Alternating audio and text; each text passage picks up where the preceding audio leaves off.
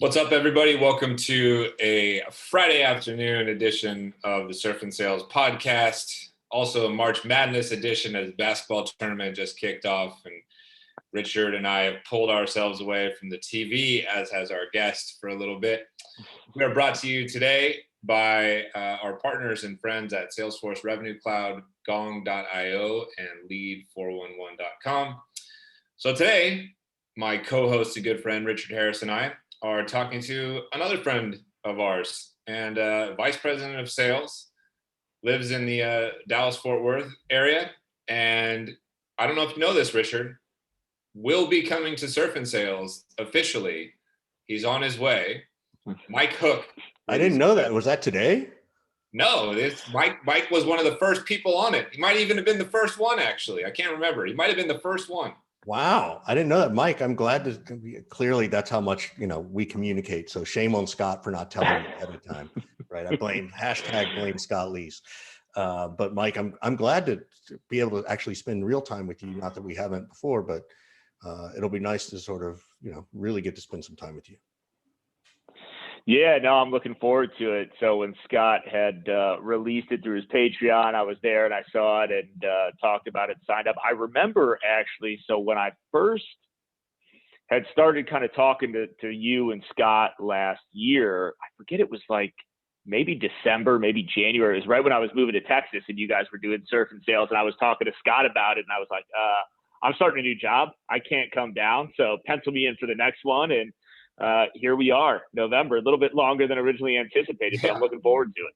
That's a little bit longer than we all anticipated, right? Yeah. Let's be honest. Well, Mike, tell everybody about your role. What you do. You're the VP of Sales at ChildcareCRM. Tell everybody a little bit about what that sale is like and what your role is like. Yeah, so sales at ChildcareCRM. So within the company, we really cover the entire childcare industry from SMB, mid-market to enterprise. And we've put together a solution to help really an industry that's not very technologically advanced, a lot of pen and paper, a lot of teachers. So it's a great chance for us to go in to help provide a CRM and a technology that empowers and allows these childcare centers, owners and directors to go and fill their centers, drive enrollments, and ultimately spend more time with the community, the thing they signed up for. So I started 14 months ago, leading the sales team there. And since then, have been able to really grow the team. And the focus for me for this year is let's build the team, let's get deeper market adoption, and hopefully be able to continue to sell in, develop additional products for the space. Tell me what recruiting has been like over the last year. I mean, you started kind of in the middle of the pandemic, I think, or right before. I mean, all of your growth has been during COVID. So what has it been like? Like, how has your recruiting style and strategy changed and morphed, and what's worked to bring talent your way? Yeah, so I guess to kind of preface it a little bit is, so when I started, COVID had just hit and we had just stepped in, and, we actually had some contraction early on, some people that weren't a great fit. So immediately COVID comes, we downsized the team. And so I started recruiting during COVID, in the midst of all that. And it was actually really challenging. You think, okay, well, here comes COVID. A lot of people got furloughed and laid off. It should be really easy for you to go find talent. Well, it was actually the opposite was true. Everybody was looking for work. The market was so flooded with people at all spectrums of their sales careers, whether it be SDRs or, old field reps whose roles were somewhat obsolete. And so I think for me, the real strategy was, okay, well, how am I going to weed through this massive group of applicants, both, online communities, between the TNSs of the world and the revenue collectives and the modern sales pros, right? So going kind of fishing in there to get introductions was helpful and beneficial.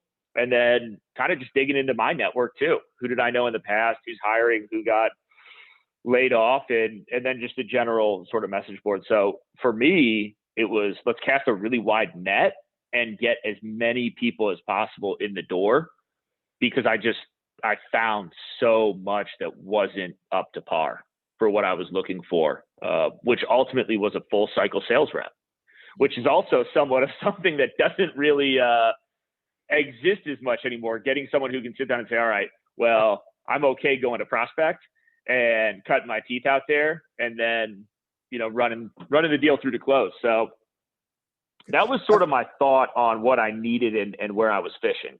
Yeah. So here's my question. It's childcare in the middle of a pandemic.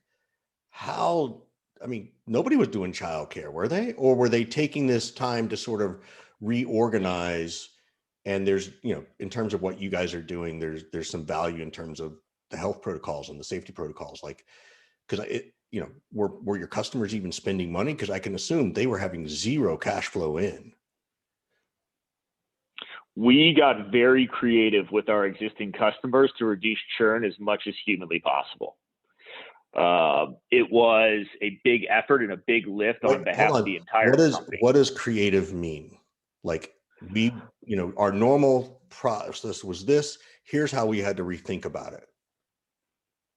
Yeah. So I think normal process being like very fast sales cycle in our SMB segment, even mid-market was, within 30 days. And now we had people who a lot of contraction. So when we got creative with it, it was scaling payments, deferred payments, really trying to actually pare down product offering too, to be able to go out and offer a portion of our product for free. So we have a digital enrollment packet, which even though enrollments were lighter during COVID due to the shutdowns, due to the various different limits that they put on by the city. So 50% of capacity was 100% full. So we knew going digital, well, these online enrollment packets would help at least get the families in that they could get in.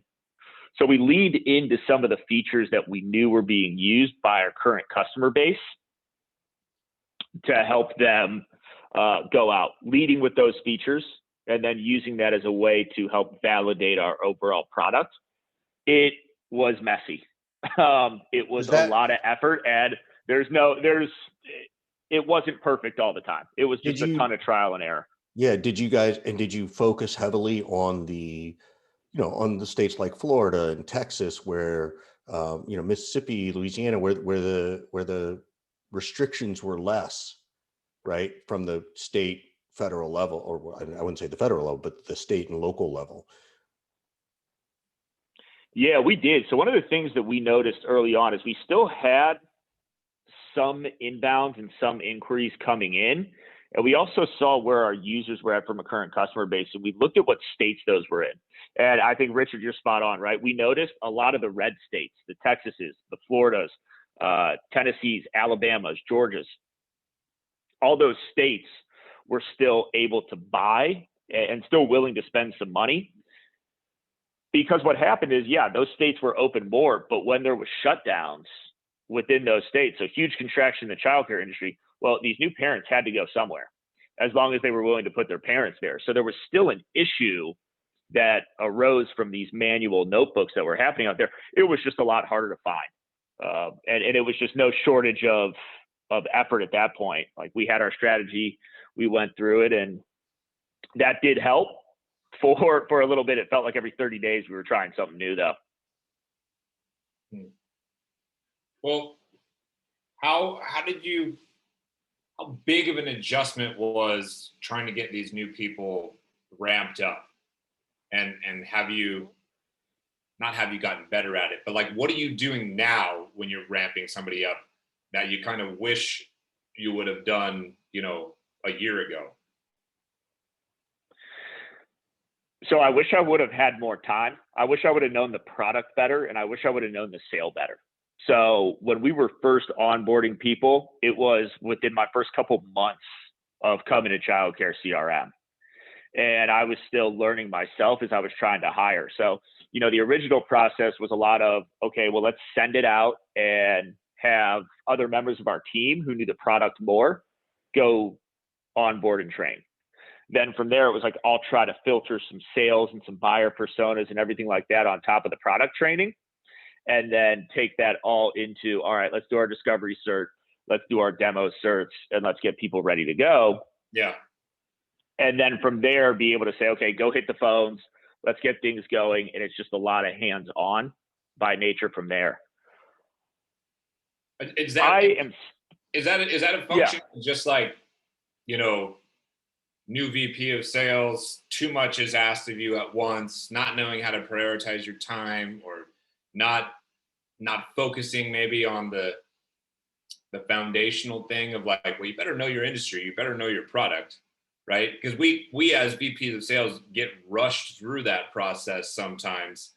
And even if it's not from, you know, a boss, it's like we rush ourselves through it, you know. And I tell people all the time, like, you only ramp once, so you really got to kind of get it right, you know. So I hear you talking about that. Wish you had more time with the product and stuff. It's like, I've been there before. I know other people have been there before. So I wonder, you know, what caused that thing. Yeah.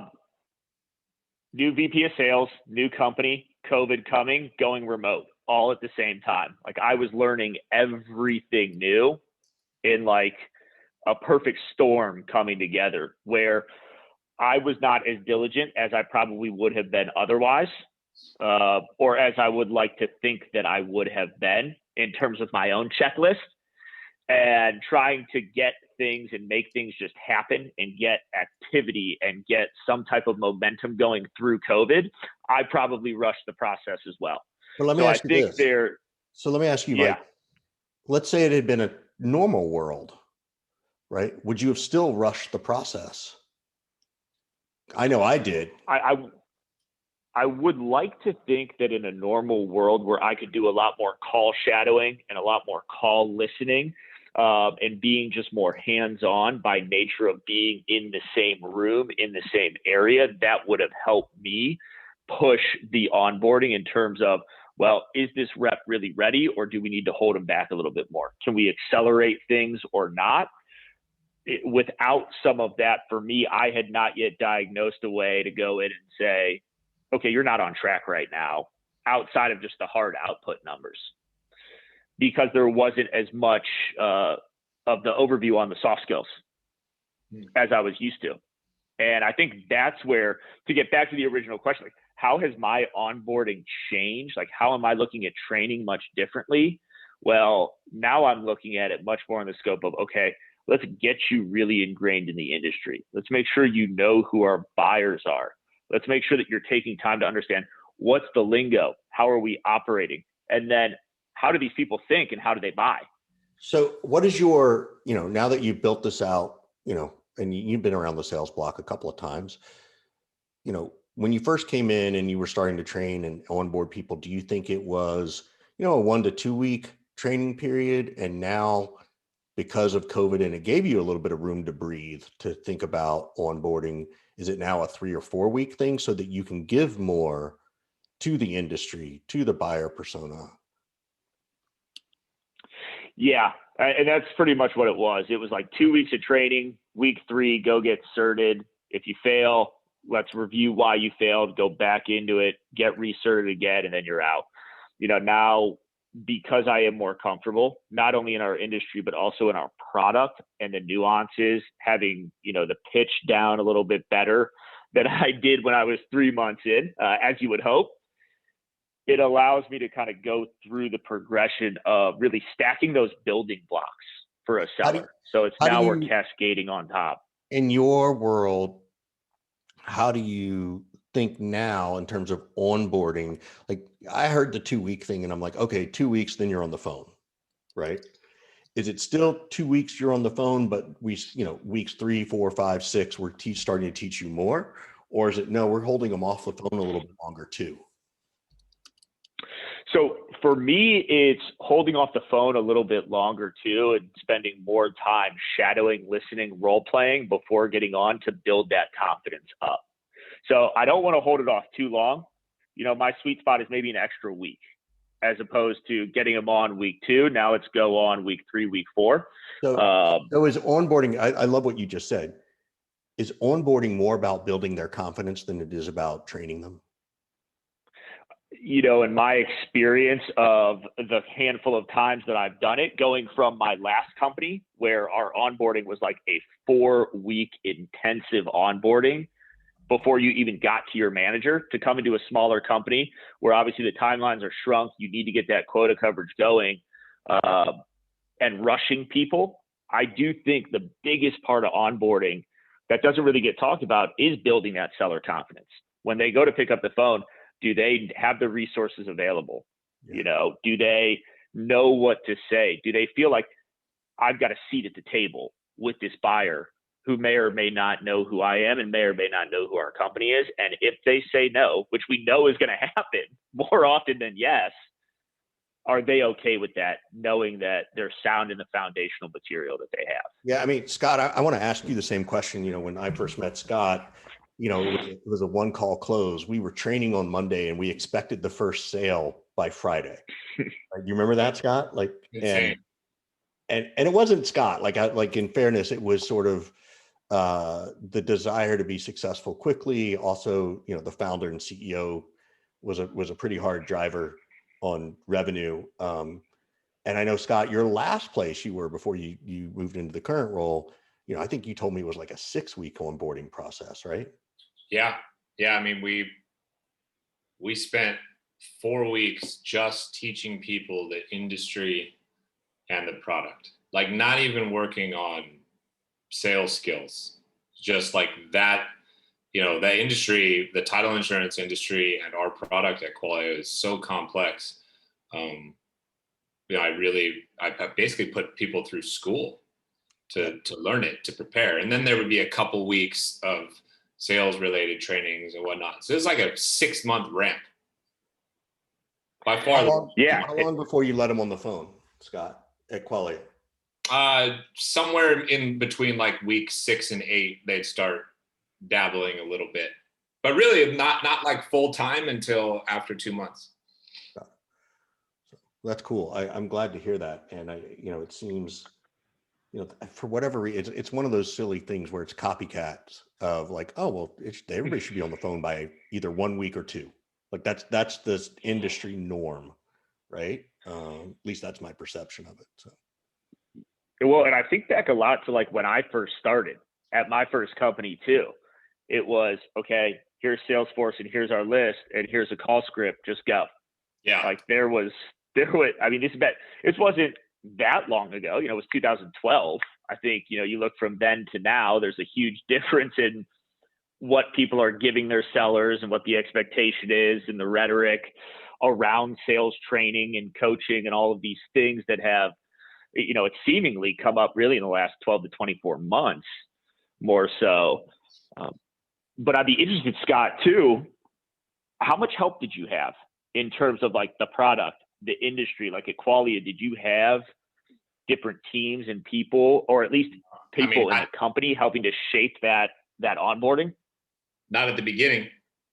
When I started, I basically locked myself in a room with the founders and made them teach me the industry and the product.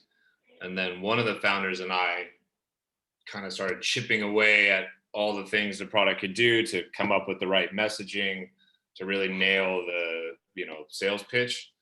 But I was doing it, we didn't have there was no marketing team. There wasn't even a customer service team. You know what I mean? There was no help. I didn't have sales manager. I didn't have trainer. It was just like, I had put these materials together through the course of my own training and then kind of tried to replicate my own training with the initial batch of 10 folks that I hired. And that was it. And then obviously it grew and expanded out of that. By the time I got out of there, we had a whole program. We were using, tool like Lessonly. I had a sales trainer. I had a couple people on the ops team, a couple sales managers. They'd pull people over from customer success, pull somebody in from marketing. I try to use all of the resources around me to help train somebody and ramp them up, rather than thinking, oh, I've got to do this all myself. That's not my preferred method, where the VP of sales doing all the training. I don't want to do that. It's a lift, For sure. And, right now, my company, what we've done is we're doing a big refresh and splitting out our product to, I mentioned before, we do SMB mid-market enterprise. Well, they buy differently from a feature standpoint. And as such, we've actually come out with some new platforms. And in doing so, it's given me some time to take a step back, get into this new platform and build out some of these new trainings for the product. With some assistance internally from some of our other team members as well, who are intimately knowledgeable, which is helping to shape the future onboardings, the future trainings, making sure that we clearly understand who buys what version of this, what are the product features in there, and then getting much more detailed because it is becoming more complex. Now, I want to take us from this, like, hey, you're just starting at the company, to the end of a prospecting cycle or cadence. Because I was having a conversation earlier this week with a client of mine, and they were super focused on this breakup email and the copy surrounding the breakup email. And I wrote about this yesterday because I can't stand the concept of breakup email. So I want to know your position, and Richard, you can chime in as well. Like, how do you feel about the concept of a breakup email? And, what is the right kind of, copy to put in there? What's the right way to phrase the messaging to, get some results and not burn the relationship? We'll start with Mike and then Richard. So the breakup emails are always funny, right? Because it's like you're telling someone that you're not interested in them, who never wanted to deal with you in the first place. It's like, we never had a dialogue. How can you break up with someone who you never spoke to? Yeah.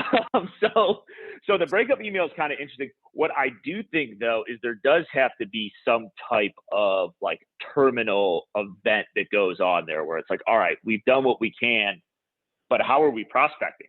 Like, are we telling a story? Are we drilling home the same point? Like, at some point for me, when it gets out of the seller's hands, as opposed to that breakup email, I want, you know what, let's actually go in with a whole new angle as our breakup email. Like, if we've run through our value prop. You're not talking about a breakup. You're talking about just like a total reset.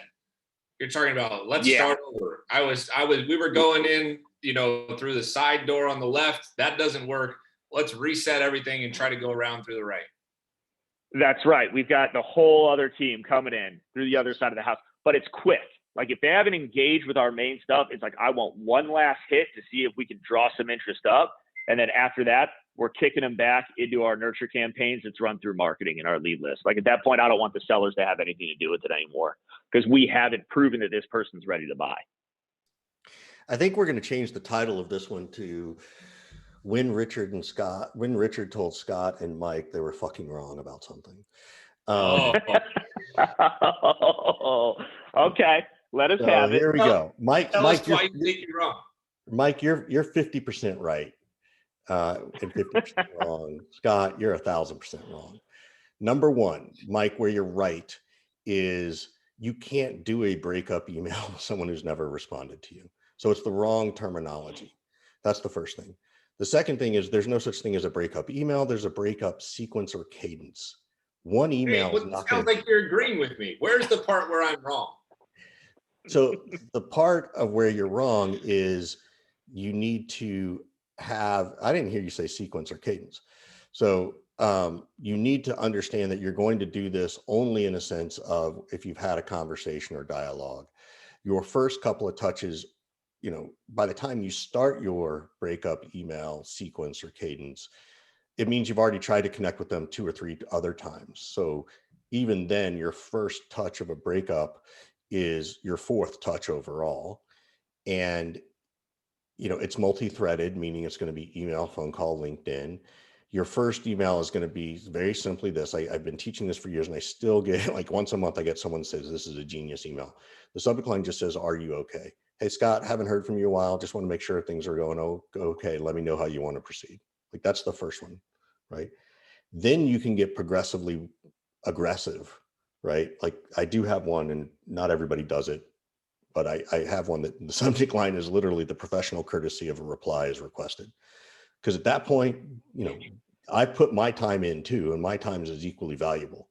And if that offends someone, then I was never going to get the business anyway.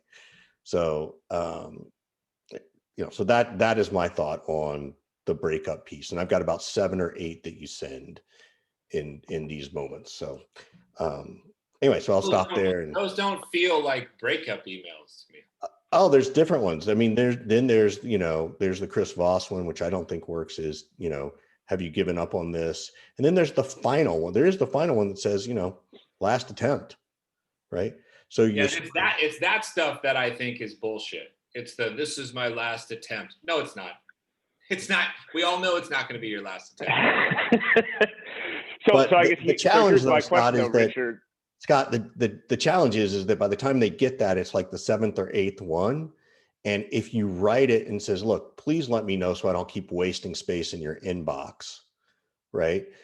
The statistics disagree with you, Scott, that those actually do work. So you may not like them. Like, there's a couple of things, Scott, like, I don't like that. I didn't say they don't work. I just said you don't like it, which then would, if I were listening to this, someone might go, oh, Scott doesn't like it, I'm not doing it. I know you don't have to do it. You don't have to do it. There might be data that says some of it works. Let me flip it back to you, Scott. What does work? What do you do when someone ghosts you and goes dark on you? I just don't believe. First of all, I don't like the word breakup. Breakup to me sounds like a permanent thing. It means I'm not gonna follow up with you anymore. That's a lie. That's a lie.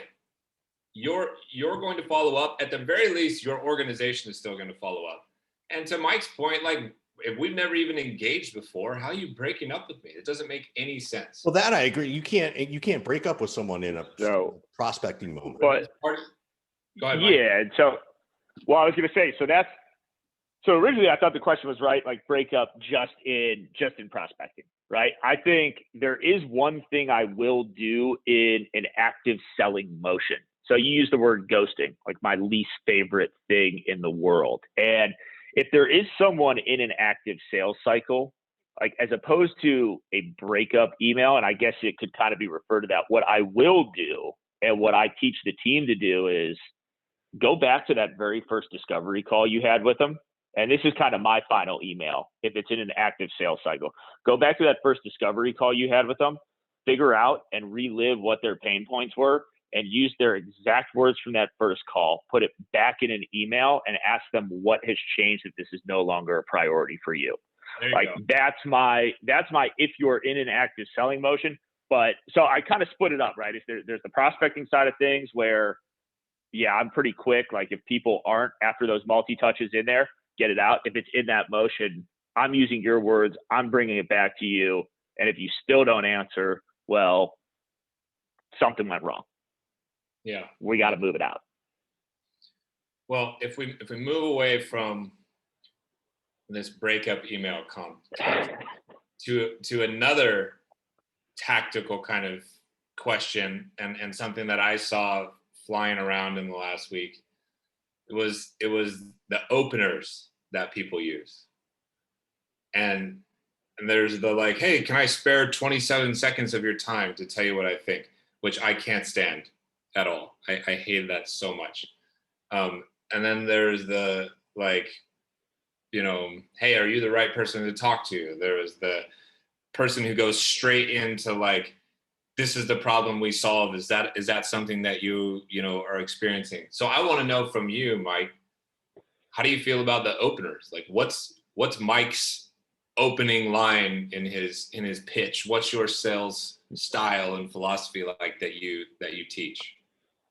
And I'm sure Richard and I will disagree again. Man, so I think my first default on this is always like, let's go call out something that's a known issue. Like if we know it's an issue, I want to call out something right away. For instance, childcare, we know that people lose leads all the time. So it could be something like, hey, Scott, look, we understand that people are losing leads, they're falling through the cracks, and it's not your fault. It's just you don't have enough time in the day. Are you guys experiencing this, and is it impacting your enrollment? Right? It could be something as quick as that. The other thing I really like to do, so I'll call out the issues that we know right away. The other thing is websites. So in childcare, websites are a big issue. Contact us forms are very outdated. Again, with COVID and everybody going online, there's no walk-ins to childcare centers anymore. If your website is not up to date, you are at a huge deficit and you will lose out to your competitors.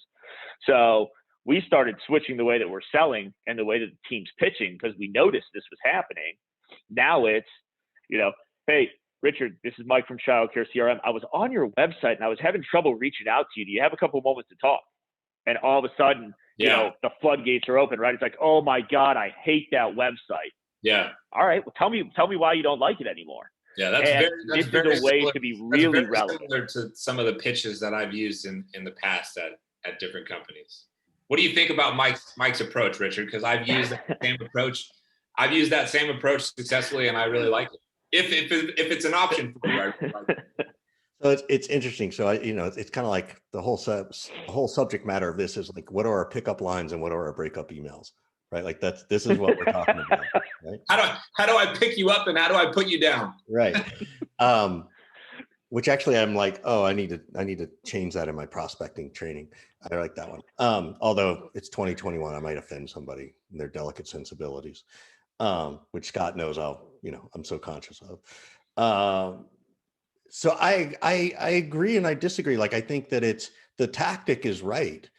To Scott's 27-second piece, it's not the 27 seconds request, it's what they say after that.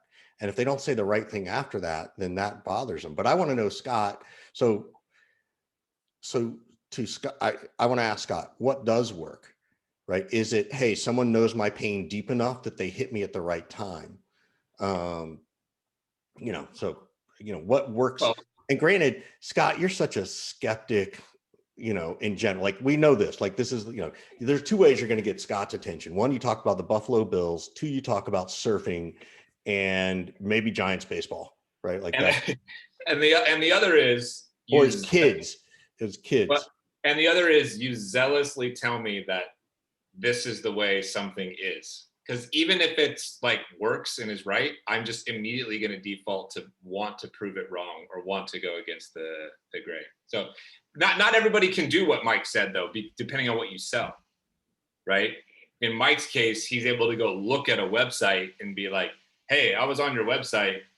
I see this thing that is, busted or problematic or whatever. Like, are you the person who handles that? I'd love to talk to you about that. If you have the opportunity to do something like that, for me, I love that. I think I got their attention straight away, and I'm instantly into a conversation about pain, right? And that's where I want to be. So that works for sure, and I'm in full support of that. I just really dislike can I have 27 seconds of your time, and if I bore you, you can hang up on me. Like, they just feel so gimmicky. I hate the gimmickness of it all, and the dorky little game. I refuse to do it even if it works, just because I feel like a jackass pitching that particular way.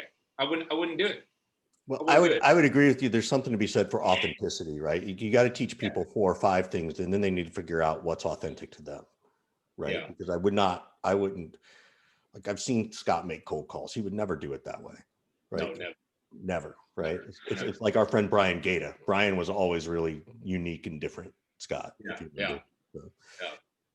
So Mike, what are your other thoughts? Like, you've shared a lot of things about, I wouldn't say mistakes, but things you've learned because of COVID, because there were no, like, you couldn't make a mistake in COVID, right? Like, you really, like, nobody knew what the fuck we were doing, right?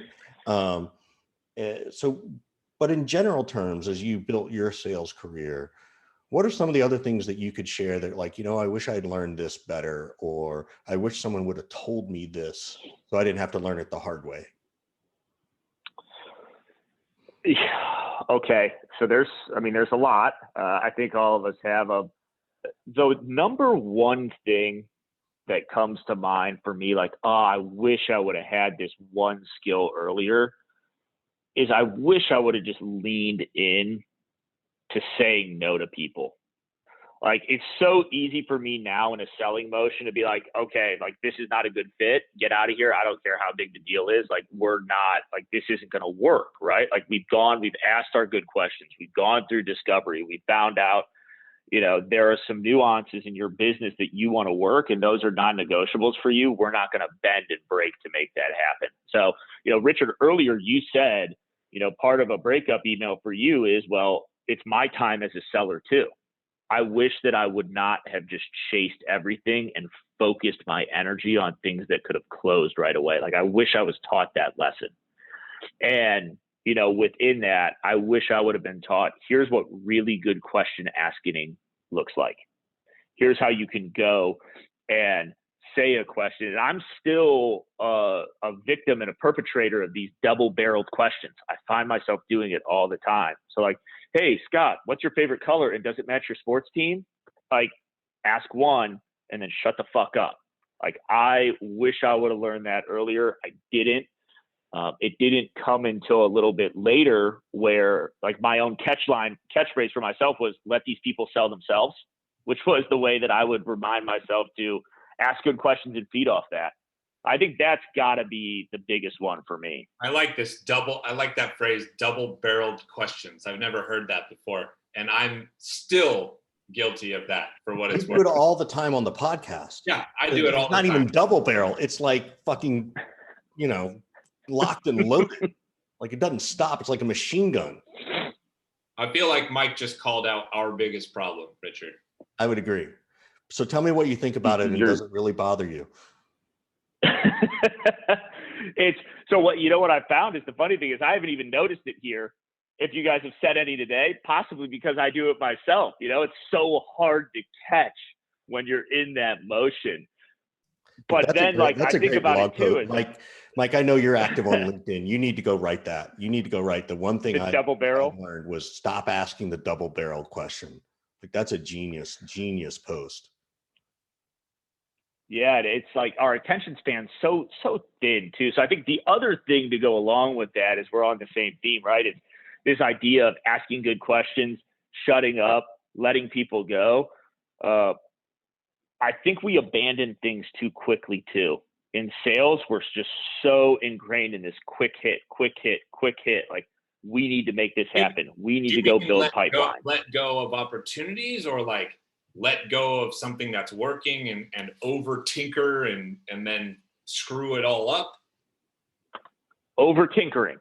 I think we and especially as sales leaders too, and I know this is something that happened early on when I was first leading teams and groups, being so eager to show that I was valuable, being so eager to show that I was smart and what I was doing was making an impact. You find yourself like, oh, this didn't work after 1 week. Let's throw it out and change something. I think there's a point in time where you have to abandon things. For me, that feels like it's roughly around the 30-day mark if it's truly not working, sometimes the 60-day mark if it's in a longer motion. But I wish that I would have had more trust. Yeah, I wish I would have learned earlier on, like, hey, this is difficult. It is in some regards a numbers game, but don't throw, these certain processes, don't throw these certain pitches away too early. I was a victim of that. And I wish I wasn't. I'm trying not to speak on mute so Scott doesn't yell at me. I at least did the right thing. What were yours though? Do you have any? What were my biggest mistakes? The biggest ones you wish you had learned early in your career. God, my problem is I think they repeat every now and then. We're still trying to fix them. Right. One is the biggest mistake was how to not talk on mute. That's probably the last year. Attention span's been hard for me, but I think I've figured out some of that sort of medically, actually. That's been a hard one.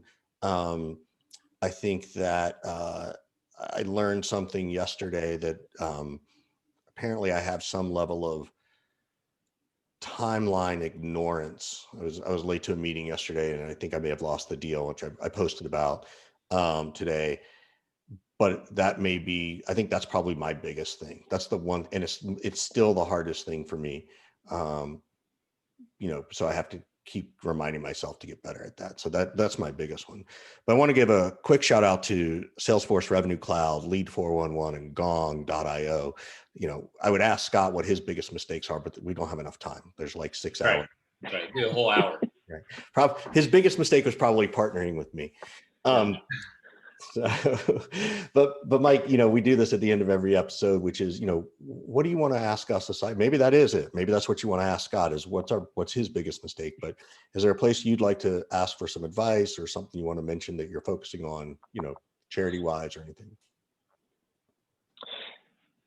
Yeah, there's a big focus right now, it feels to me, on making sure that as a sales leader, right, we are being empathetic and running the team the right way. And it's been a hard year, but at the same time, and I am admittedly a bit of a hard driver, and I am demanding, and I expect people's best often.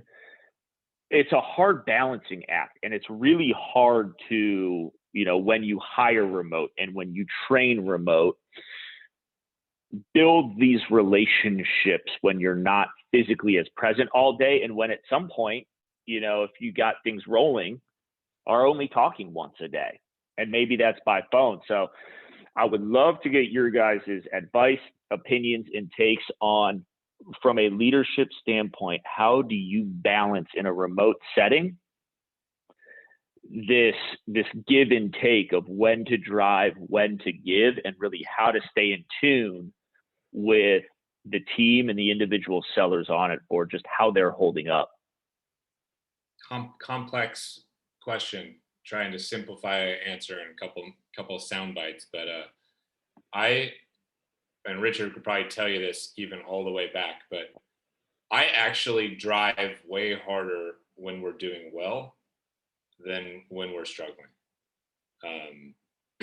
I don't like my team to get overconfident or too cocky. And I feel like when the getting's good, you got to keep getting it, because you don't know when the hot streak is going to kind of run out. So if you're my team, Mike, you're on my team and we're doing really well, like, I'm going to push.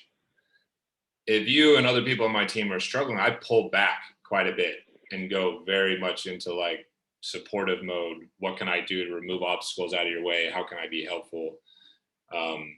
So that's one thing. The second thing is, you mentioned talking once a day, and I don't know what that means to you, whether it's once on the phone or whatever it is. But, I really think that we've got to find a way to sort of be talking to our team members all day, every day, in a way that's supportive and that they like and enjoy, and not in a way that's micromanagey or pushy or annoying. And that's a little bit different for each person. That could be 2-minute phone call here, 5-minute Zoom here, 3 or 4 Slack messages back and forth, a goofy little text message to just like let somebody know that you're, thinking about them or whatever, right? Like, I have this one client who tells me, please pester me to like hold me accountable, right? And she once told me that, when I send her these messages, that she pictures like Dr. Evil in her head as me. So yesterday I like sent her this picture from the movie where Dr. Evil's like petting, I forget the cat's name, the hairless cat, whatever the cat's name. And, she wrote back and was like, I just laughed out loud, like, okay, I'm on it, like, refocus, like any little piece of communication like that. I just don't think that once a day is enough, I guess is my point. So I'm trying to do as much as possible without driving anybody insane or annoying them. Go ahead, Richard. Yeah, so I think it at the highest level, what you're asking, and it's something we needed to do before COVID, but it's just, become the forefront of it, is the soft skills, right? Nobody teaches us as leaders these soft skills about connecting with people. We say it, we say, oh, manage the team, coach the individual. Nobody knows how to fucking do that, right? And so it's, the soft skills are the hard skills. And so I think that's the piece that matters. And I've recommended to a couple of companies, because everybody's on Slack, right?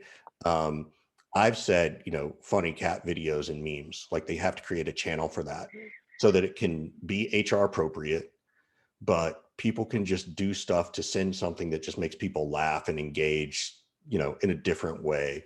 I also think the other piece is, when you talk, people need to understand there's a difference between a one-on-one and a pipeline review. A one-on-one has zero to do with the revenue of the team or their job, right? A one-on-one has to do with their career and their life. And so making sure that at least 2 of your one-on-ones a month are, how are things going? What are you up to? What are your goals? Like, what are you trying to accomplish outside of here? And where can I help you there? Right. And that's where, to Scott's point, you figure out the right little meme to send, right? But showing, it's all about caring, and it's definitely being driven from the bottom up, and it's been driven from the bottom for a long time from the millennials of like, I need purpose. I need to work for someone who gets that purpose matters, that my lifestyle matters. And I was certainly not of that generation, right? Where one, it didn't come to me that way. It was like work hard, play hard, right? Well, what the fuck does that mean? Right. And how do you encourage that playing and that playfulness during the day when you're working hard? It's not like grind for 6 months and then go take a week of vacation, right? It's not like grind 5 days a week and then, chill out on the weekend. Like that, nobody can fucking survive that. So that to me is what it means. And those are soft skills. And they take time to learn and develop. But it's not even that. I think I agree with you. It's not like there's a quick course you can go take on, none of it. Yeah. Being a good human. Yeah. No, but I think that's I think in both your answers, the little takeaways is it's consistent investment in the things that people care about and knowing when to turn it on and when to turn it off. And yeah, everybody's different. I think that the nature of the question for me is that I have seen it become more difficult to get in touch with that for me as a leader, maybe not for other people, but for me, and understanding how that might impact others. So I think those are, appreciate the insightful. It's stretching the lengths of endurance right now a little bit, for example, it could have been easy to go to that place emotionally and mentally the first month or two, but we're in month 13, 14 now, right? And some of us have exhausted damn near every idea we can think of, right? And so to Richard's point, maybe we need to decompress a little bit. Maybe we need to step back to get some creativity back or some perspective or some sense of calm back, so we can be better leaders, right? So that's all. I mean, I really love this last part of the conversation. This could have been a great 1 hour conversation or more. But